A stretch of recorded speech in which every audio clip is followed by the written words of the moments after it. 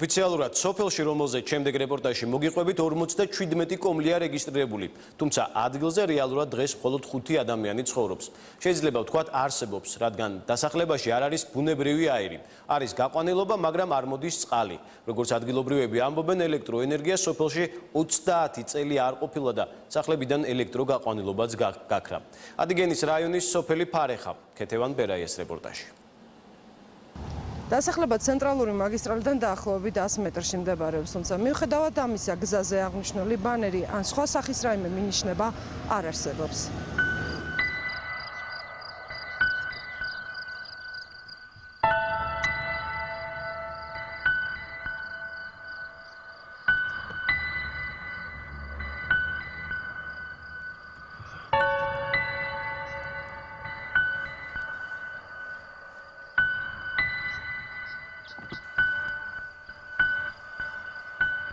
ის, რაც დღეს ნანგრევებად არის ქცეული, სოფლის სტატუსის მქონე დასახლება ფარეხაა.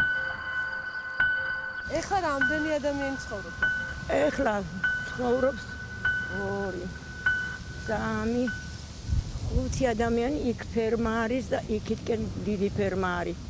იმათაც წყალი ჭირდება ჩვენი ამ სოფლის არც ღვინო, კი აქ საშუალება.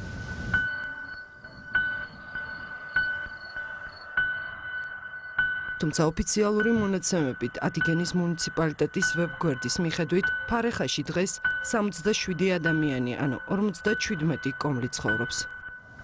ჯერ იყო 45 კაცის ოქმი ჩემი ხელით დაწერილია.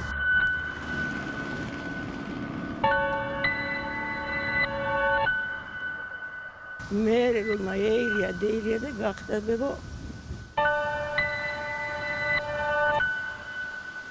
უმაღლესი ადგილი, უმაღლესი სოფელი და ხალხის ბევრი იყო და ცხოვრებაც კაი იყო.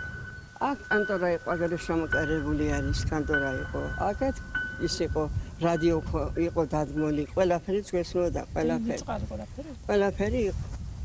ბაღიც. მოსახლეობასთან ერთად დასახლებიდან ჯერ სკოლა გაქრა, შემდეგ ამბულატორია, მერე წყალგაყვანილობის სისტემა და ბოლოს ელექტროენერგიაც.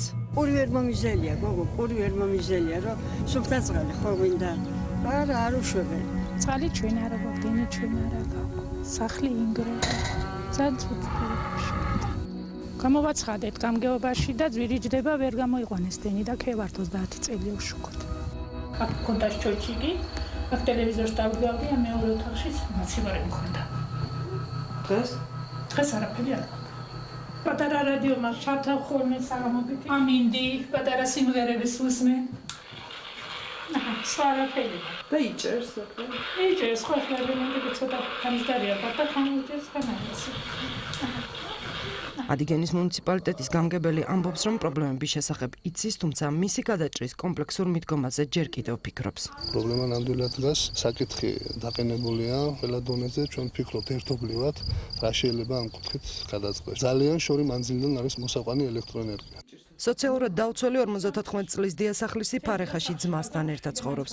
თუმცა ყველა სხვა პრობლემასთან ერთად სახლის ჭერიც იმდენად დაზიანებულია, რომ მისი ჩამონგრევის საფრთხეს დგას. აქ შეიძლება ცხოვრება საქროიმეუბრება სექტემბრამდე ეს თავზე დამეცება.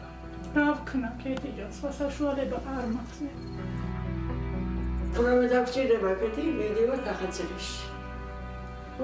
პროდუქტია, რამეა. წავად მეიდან იქიდან, როცა გამომველება კიდე ისე და აქან ახლა ხალხი რო არ იყო მაღაზიას გააკეთებდა. ლამპოჩკა ქონდა, შემოკიდებული აქ, მაგრამ მე შუქრვარ იყო, რაღაც მინდოდა და აქ ტელევიზორი. ხო, ამ გეზა ის იყო. აქ ქონდა გაკეთებული აქაც, იქაც. შაქია, სტერცენტი. ახლა არა, ვენაცალი შუქრვარ მოგრაც მინდა.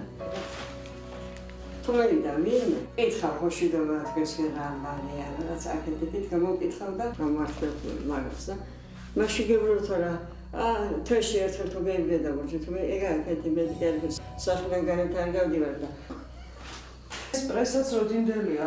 არ ვიცი ახლა ეს როდინდელია, აჩქები თორწე გეთე. აგერ აწერია ქეთი. აპრილის არის. მე ახალი